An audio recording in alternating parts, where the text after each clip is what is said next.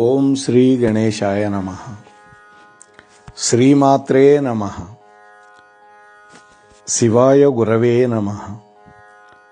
శ్రీకృష్ణ పరబ్రహ్మణే నమః. శ్రీరామాయ నమః. శ్రీ దత్తాత్రేయాయ నమః. శ్రీపాదరాజం శరణం ప్రపద్యే. దిగంబర దిగంబర శ్రీపాదవల్లభ దిగంబర దిగంబర దిగంబర శ్రీపాదవల్లభ దిగంబర. శ్రీపాదవల్లభ గురోః వదనారవిందం వైరాగ్యదీప్తిం పరమోజ్వలమద్వితీయం మందస్మితం సుమధురం కరుణార్ద్రనేత్రం సంసారతాపహరణం సతతం స్మరామి సతతం స్మరామి. ప్రియ భగవద్బంధువులారా, 3 రోజుల నుంచి మనం శ్రీవల్లభ చరితామృతాన్ని చెప్పుకుంటున్నాం. నిన్నటి రోజున మొదటి అధ్యాయాన్ని పూర్తి చేసుకున్నాం. దాంట్లో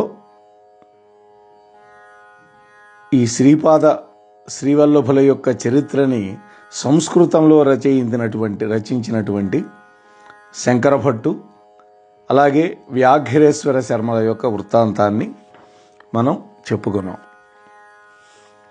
ఈ రోజున 2వ అధ్యాయం శంకరభట్టుకి శ్రీ సిద్ధేంద్ర యోగీంద్ర దర్శనం ఎలా అయింది, ఆ విషయాలన్నీ ఈ రోజున ముచ్చటించుకుందాం.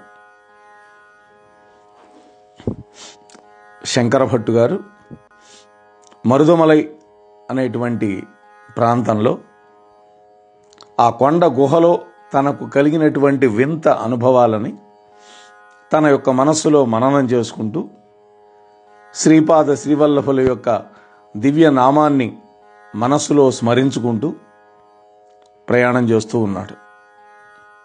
మార్గమధ్యంలో అనేక పుణ్యక్షేత్రాలు దర్శిస్తూ వెళుతూ ఉన్నాడు. ఎవరిని ఏమి యాచించటల్లా. అలా యాచించకుండానే ఆ మహాత్ముని చూడంగానే పిలిచి అన్నం పెట్టడం మొదలుపెట్టారు. చూసారా, మహాత్ముల యొక్క ముఖం చూస్తే మన ఇంట్లో చేయగలిగితే బాగుండే అనిపిస్తుంది. అలా వారికి అయాచితంగా భోజనం సిద్ధిస్తూ ఉన్నది. ఇది ఒక అపూర్వమైనటువంటి అనుభవం. పాండ్య దేశంలో కదంబవనం చేరుకున్నారు. అప్పటికి శంకరభట్టు యొక్క శరీరంలో బరువు క్రమక్రమంగా తగ్గుతూ ఉన్నట్లుగా అనిపించింది ఆయనకి. ఆ ప్రాంతంలో మహాప్రభావం కలిగినటువంటి ఒక శివలింగం ఉన్నది. అక్కడ ఈశ్వరుడి యొక్క దర్శనం చేసుకున్న తర్వాత మళ్ళీ శంకరభట్టు యొక్క కాళ్ళు బరువెక్కటం మొదలుపెట్టినాయి. శంకరభట్టు ఆ శివాలయంలోనే కొంచెం సేపు ఆగి మళ్ళీ ప్రయాణం చేయటం మొదలుపెట్టాడు. అలా ప్రయాణం చేస్తుంటే దగ్గరలోనే ఒక ఆశ్రమం కనపడింది. ఆ ఆశ్రమంలో శ్రీ సిద్ధేంద్ర యోగి అనేటువంటి మహాత్ములు ఉన్నారు. వారి యొక్క దివ్య పాదార విందాలకి ప్రణామం చేసి అలా నిలబడ్డాడో లేదో శంకరభట్టు యొక్క శరీరం దూది పింజి కంటే కూడా తేలికైపోయింది. అంటే తాను శరీరంలో ఉన్నాను అనేటువంటి జ్ఞానం అయితే ఉన్నది, కానీ శరీరం యొక్క బరువు మాత్రం దాదాపు శూన్యం అనిపించింది. కరుణాంతరంగులైనటువంటి ఆ మహాగురువులు ప్రేమతోటి శంకరభట్టు యొక్క శిరస్సును నిమిరారు. గురువు ఎప్పుడైతే మస్తకం మీద చేయి పెడతాడో అదే హస్త మస్తక సంయోగం అంటారు కదా, అలా నిమిరి శ్రీవల్లభ దర్శన ప్రాప్తిరస్తు అని ఆశీర్వదించారు. ఆ యోగి వరేణ్యులు ఈ విధంగా చెప్పాడు. నాయనా శంకరభట్టు, నీవు దర్శించినటువంటి ఆ శివలింగం మహామహిమాన్వితమైంది. పూర్వం దేవేంద్రుడు అనేక మంది రాక్షసులను జయించాడు. కానీ ఒక్క రాక్షసుడు మాత్రం తప్పించుకొని పారిపోయి తపస్సు చేయటం మొదలుపెట్టాడు. అయితే తపస్సులో ఉన్నటువంటి ఆ రాక్షసుణ్ణి ఇంద్రుడు నిర్దాక్షిణ్యంగా చంపేశాడు. తపస్సులో ఉన్నవాడి హత్య చేయటం వల్ల దేవేంద్రుడికి మొహం కళావిహీనం అయిపోయింది, శరీరం తేజోవిహీనం అయిపోయింది. అప్పుడు ఇంద్రుడు తన యొక్క పాప ప్రక్షాళనం కోసం అనేక పుణ్యక్షేత్రాలు సందర్శనం చేశాడు. ఆ సమయంలో పాండ్య దేశంలోని ఈ కదంబవనంలో ఉన్నటువంటి నువ్వు సందర్శించినటువంటి ఆ శివలింగం దర్శించాడు. ఆ శివలింగం మహాశక్తివంతం కావడం వల్ల ఇంద్రుడు కదంబవనం చేరుకునేసరికి అతనిలో నివసిస్తున్నటువంటి పాపాల సమూహం అకస్మాత్తుగా తొలగిపోయింది. దానివల్ల ఆశ్చర్యపడ్డాడు ఇంద్రుడు. ఈ క్షేత్రంలో ఏదో మహాత్మ్యం ఉంది, గొప్పదనం ఉంది అని నలుమూలలా పరిశీలించాడు. అప్పుడు ఇంద్రుడికి ఈ నువ్వు దర్శించిన శివలింగం కనపడింది. అప్పుడు ఇంద్రుడు భక్తితో ఆ లింగాన్ని అర్చించి ఆ స్వయంభూ శివలింగానికి ఒక ఆలయం నిర్మాణం చేశాడు. ఆ విధంగా అది దేవేంద్ర ప్రతిష్ఠితమైనటువంటి శివలింగం అయింది. ఆ శివలింగం సమస్త పాపహరం, సర్వమంగళప్రదం, విశేషమైనటువంటి పుణ్యం ఉన్న వాళ్ళకి మాత్రమే ఆ శివలింగ దర్శనం లభిస్తుంది. అయితే శ్రీ దత్త మహాప్రభువుల యొక్క భక్తులకు మాత్రం అయాచితంగా, అప్రయత్నంగా పుణ్యపురుషుల యొక్క సంగమం, పుణ్యక్షేత్రాల సందర్శనం కూడా కలుగుతుంది అని చెప్పారు. అది ఆ దత్తప్రభువులకి యొక్క అవ్యాజమైనటువంటి ప్రేమ, ఆ మహాత్ముడికి భక్తుల పట్ల ఉండేటటువంటి ప్రేమ, వాత్సల్యం. ఆ విధంగా చెప్పిన తర్వాత శంకరభట్టు శ్రీ సిద్ధేంద్ర యోగుల యొక్క పాదపద్మాలకి నమస్కారం చేశాడు మళ్ళా. అప్పుడు ఆ సిద్ధేంద్ర యోగులు శంకరభట్టుని మళ్ళీ ఆ శివలింగ దర్శనానికి పొమ్మన్నారు. మళ్ళీ వెళ్ళి మరొక్కసారి దర్శనం చేసుకోమని చెప్పారు. అప్పుడు శంకరభట్టు తిరిగి ఆ ప్రదేశానికి వెళ్ళేసరికి అక్కడ బహుసుందరమైనటువంటి శివాలయం కనపడింది. కానీ అది గతంలో తాను దర్శించినటువంటి ఆలయం మాత్రం కాదు. శంకరభట్టు అక్కడ విచారించాడు. అది శ్రీ మీనాక్షి సుందరేశ్వరుల యొక్క దేవాలయం అని, అతడు ఉన్నటువంటిది మధురై నగరం అని తెలిసింది. మధురై, మనము మధురా నగరం అంటుంటాం. మధురా నగరం అనేది ఉత్తరాదిలో ఉన్నది. తమిళనాడులో ఉన్నదాన్ని మధురై అంటారు. అందుకనే మధుర మీనాక్షి అని మనం అంటుంటాం తెలుగు వాళ్ళం. అక్కడ శంకరభట్టు దేవతామూర్తుల దర్శనం చేసుకొని మళ్ళీ సిద్ధేంద్ర యోగుల వారి యొక్క ఆశ్రమానికి వెళ్ళాడు.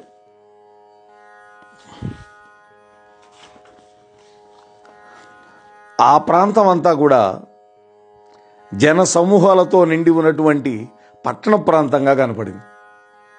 అంతకుముందు అరణ్య ప్రాంతం, ఇప్పుడు జనసందోహంతో నిండి ఉన్నటువంటి పట్టణ ప్రాంతంగా కనపడింది. ఎంత వెదిగినా కూడా శంకరభట్టుకి ఆ సిద్ధేంద్ర యోగుల ఆశ్రమం కనపడలా. అప్పుడు శంకరభట్టు శ్రీపాద శ్రీవల్లభుల యొక్క దివ్యనామస్మరణం చేస్తూ అతనికి తోచినటువంటి దిక్కుకు వెళుతూ ఉన్నాడు. అప్పటికి సూర్యాస్తమయం అయింది, చీకటి పడుతూ ఉన్నది. శంకరభట్టు వెనక నుండి ఒక కాంతి ప్రసారం వస్తూ ఉండడం గమనించాడు. కాంతి పుంజం ఒకటి వెన్నంటి వస్తోంది. వెనక్కి తిరిగి చూశాడు. 3 తలలు కలిగినటువంటి ఒక పెద్ద సర్పం శంకరభట్టు వెనకాల కనిపించింది వస్తూ. 3 తలలకి 3 మణులున్నాయి. ఆ మణుల నుండి కాంతి ప్రసారం జరుగుతూ ఉన్నది. అది చూసినటువంటి శంకర భట్టు భయ విహ్వలుడైపోయాడు. ఈయన ఆగుతూ ఉంటే ఆ వెనకాల వస్తున్న దివ్య సర్పం కూడా ఆగిపోతూ ఉన్నది. అప్పుడు శంకర భట్టు తన హృదయంలోనింటి అప్రయత్నంగా శ్రీపాదుల వారి యొక్క దివ్యనామాన్ని ఉచ్చరిస్తూ ఉన్నాడు. అప్రయత్నంగా వస్తున్నది.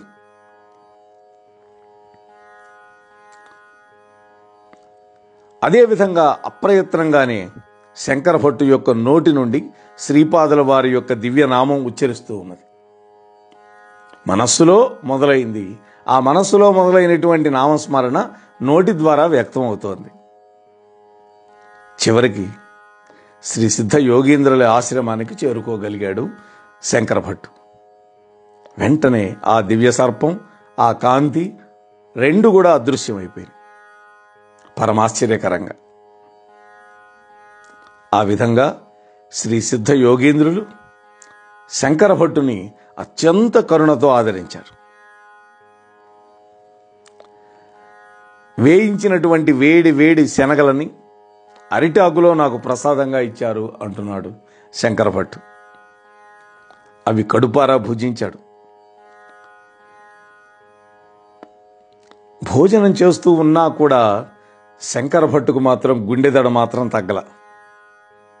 అప్పుడు సిద్ధ యోగేంద్రులు ప్రేమతోటి శంకర భట్టు యొక్క కుడి రొమ్ము భాగాన్ని నిమిరాడు. ఆ తర్వాత ఎడమ రొమ్మును కూడా నిమిరాడు. ఆ తరువాత తమ యొక్క దివ్య హస్తంతో శంకర భట్టు యొక్క శిరస్సుని నిమిరాడు. అప్పుడు గుండె దడ తగ్గటం మొదలైంది. గమనించాడు శంకర భట్టు. శంకర భట్టు యొక్క ఊపిరితిత్తుల నుండి ఏదో దుష్టవాయువులు బయటకు వస్తున్నట్టుగా అనిపించింది. అతడి మనస్సులో నిండి ఉన్నటువంటి చెడ్డ ఊహలు, దుష్ట సంకల్పాలు బయటకు వెళుతున్నట్టుగా అనిపించింది. అతడి శరీరం అంతా కూడా వేడి పెరిగిపోయి మత్తులో నిండినట్లుగా ఉన్నది. శ్రీ దత్తుడి యొక్క మహిమ, శ్రీపాదుని యొక్క అనుగ్రహం సంపాదించటానికి కావాల్సినటువంటి యోగ్యతలేంటో చెప్తున్నాడు ఇప్పుడు సిద్ధయోగేంద్రులు. నాయన శంకర భట్టు, నీవు మొట్టమొదట దర్శించినటువంటి శివలింగం, ఆ తరువాత దర్శించినటువంటి శ్రీ సుందరేశ్వరుడు వేరువేరు కాదు. నీకు ఈ రకమైనటువంటి అనుభవం ప్రసాదించమని శ్రీ దత్తాత్రేయుల వారి యొక్క ఆజ్ఞ అయింది కాబట్టి ఆ విధంగా నీకు ప్రసాదించాను. అంటే కాలాన్ని వెనక్కి తిప్పి దేవేంద్రుడు ప్రతిష్ఠించినటువంటి శివలింగాన్ని, అప్పుడు ఉన్నటువంటి యథార్థమైనటువంటి పరిసరాలను నీకు చూపించాను. నీవు దర్శించేటటువంటి సృష్టిని సృష్టి అని భావించటమే మాయ. అంతా కూడా చైతన్య స్వరూపం. శ్రీ దత్తప్రభువుల యొక్క సంకల్పం వల్ల భవిష్యత్తు వర్తమానంగా మారచ్చు, వర్తమానం భూతకాలంగా మారిపోవచ్చు, భూతకాలం వర్తమానంగా రూపుదిద్దుకోవచ్చు. అంటే ఏ కాలం ఎట్లానైనా మారచ్చు. అది దత్తుడి యొక్క ప్రభావం. శ్రీ దత్తప్రభువుల యొక్క చైతన్యం ఉన్నదే నాయన, అది నిత్య వర్తమానం. గతంలో జరిగింది, ప్రస్తుతం జరుగుతున్నది, భవిష్యత్తులో జరగబోయేది అంతా కూడా ఆ దత్తాత్రేయుల వారి యొక్క సంకల్పాన్ని అనుసరించే ఉంటాయి. ఒక విషయం జరగటం కానీ, జరగకుండా ఉండటం కానీ, వేరొక కొత్త పద్ధతిలో జరగటం కానీ అన్నీ కూడా శ్రీ దత్తప్రభువు యొక్క సంకల్పమే ముఖ్యం, మరి అది కాదు. ఏ మహాసంకల్పంతో ఈ సృష్టి స్థితి లయములు జరుగుతున్నాయో ఆ మహాసంకల్పం యొక్క స్వరూపమే శ్రీ దత్తాత్రేయులు. ఇది గుర్తుపెట్టుకోవాలి. ఎందుకని? ఆయన త్రిమూర్త్యాత్మకుడు కదా. బ్రహ్మదేవుడు ఆయనలోనే ఉన్నాడు, సృష్టికర్త. విష్ణుమూర్తి పోషించేవాడు ఆయనలోనే ఉన్నాడు, అవే 3 ముఖాలు ఆయనకి. రుద్రుడు ఆయనలోనే ఉన్నాడు. ఆ దత్తుడే ప్రస్తుతము శరీరధారి అయి శ్రీపాద శ్రీవల్లభుడుగా ఈ భూమండలంలో అవతరించారు. శ్రీ పీఠికాపుర వాస్తవ్యులు ఆ మహాత్ముడిని సరిగా గుర్తించలేకపోయారు. కృష్ణుడినే గుర్తించల మహాత్ముడని. చూడండి మానవుల యొక్క నైజం ఎట్లా ఉంటుందో. గురుత్వాన్ని గ్రహించడంలో ఆ నగరవాసులంతా కూడా విఫలమైపోయారు. కురువపురంలో మత్స్యకారుల వంటి అల్పజ్ఞులు కూడా బ్రహ్మజ్ఞానాన్ని పొందారు. శ్రీపాద శ్రీవల్లభుల వారి యొక్క కరుణను పొందాలి అంటే మొట్టమొదట మనస్సులో ఉన్నటువంటి అహంకారం నశింపజేసుకోవాలి.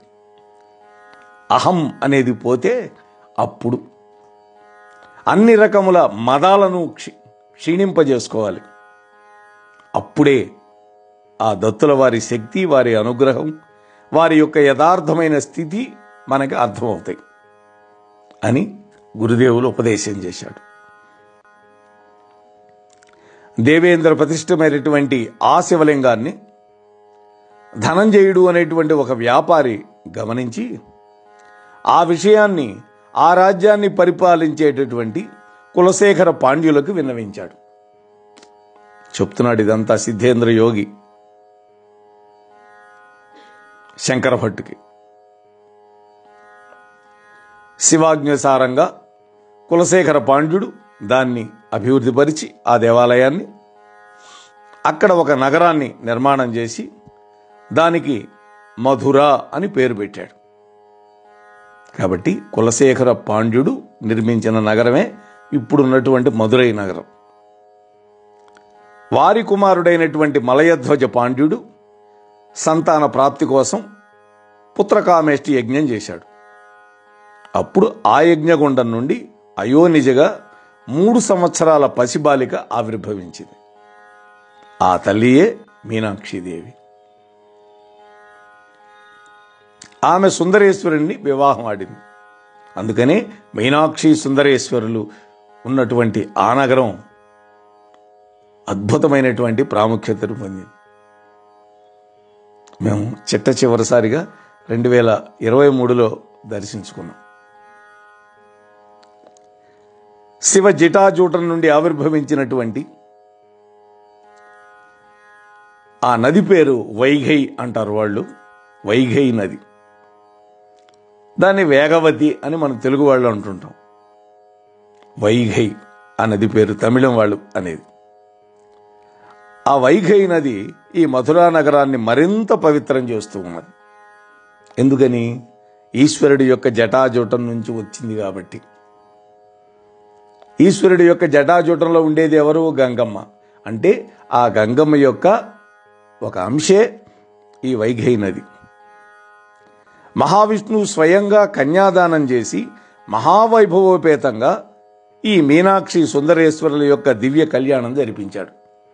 ఎందుకని? ఆ మీనాక్షిదేవి సాక్షాత్తు విష్ణుమూర్తికి చెల్లెలే కదా, పద్మనాభ సహోదరి కదా ఆమె. అందుకని తన చెల్లెల్నిచ్చి శివుడికి పెళ్లి చేశాడు. ఈ విధంగా సిద్ధేంద్ర యోగుల వారు శంకర భట్టుకి చెప్పాడు.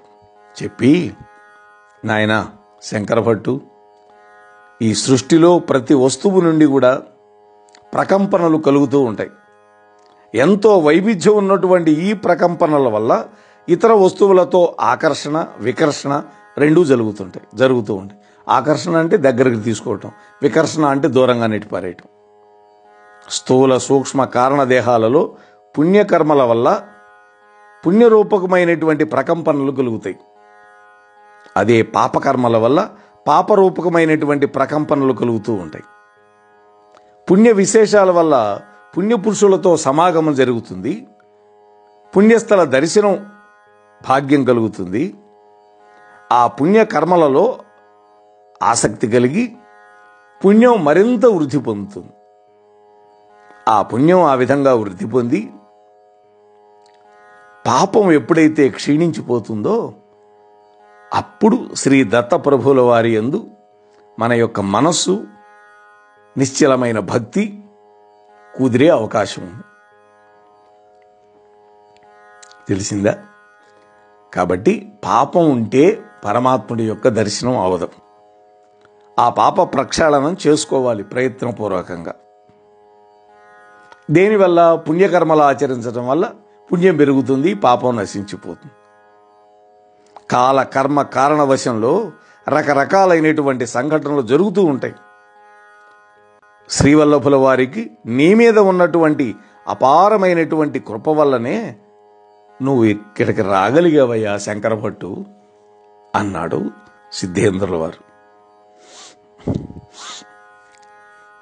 ఆ విధంగా గురువుగారు అనేసరికి శంకరభట్టు అనుకున్నాడు, ఆహా, నా యొక్క అదృష్ట విశేషానికి ఎంత ఆశ్చర్యం కలుగుతుంది అని ఆశ్చర్యపడుతూ శ్రీవల్లభుల వారి యొక్క దివ్య శ్రీచరణాలని వదలకూడదు, ఎప్పుడూ కురువపురానికి చేరతానా అని మనస్సులో తహతహలాడిపోతూ ఉన్నాడు. చూశారా, ప్రేరణ కలిగింది ఇక్కడ ఒక గురువుగారి వల్ల. అది శ్రీపాదుల వారే కలిగించారు. ఉదయం లేచాడు, సంభ్రమాశ్చర్యాలకు గురయ్యాడు లేచేసరికి. ఎందుకని? శంకరభట్టు నిద్ర లేచేసరికి ఒక ఎత్తైనటువంటి గుట్ట మీద ఉన్నటువంటి రావి చెట్టు యొక్క మొదట్లో ఉన్నాడు. చూశారా, అలనాడు కుచేలుడు కూడా వస్తూ ఉంటే ద్వారకా నగరానికి అలిసిపోయి ఒక చెట్టు కింద పడుకున్నాడట.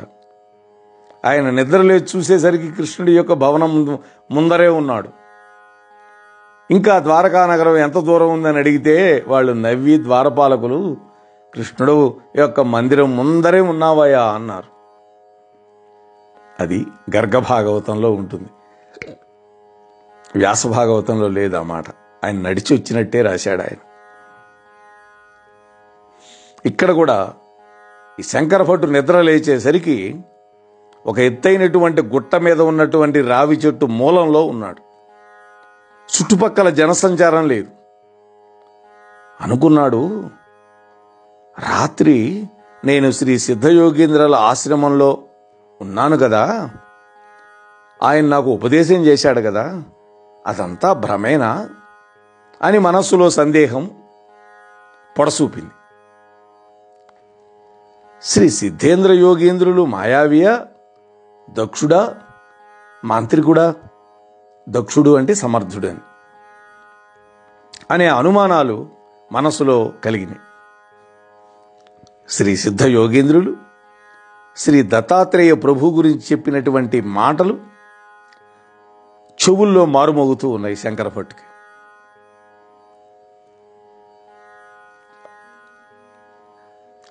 మళ్ళీ అనుకున్నాడు, నన్ను ఇటువంటి సంకట పరిస్థితుల్లో ఉంచినందుకు శ్రీపాద శ్రీవల్లభులకి ఏం ప్రయోజనం కలుగుతుంది అని కూడా అనుకున్నాడు.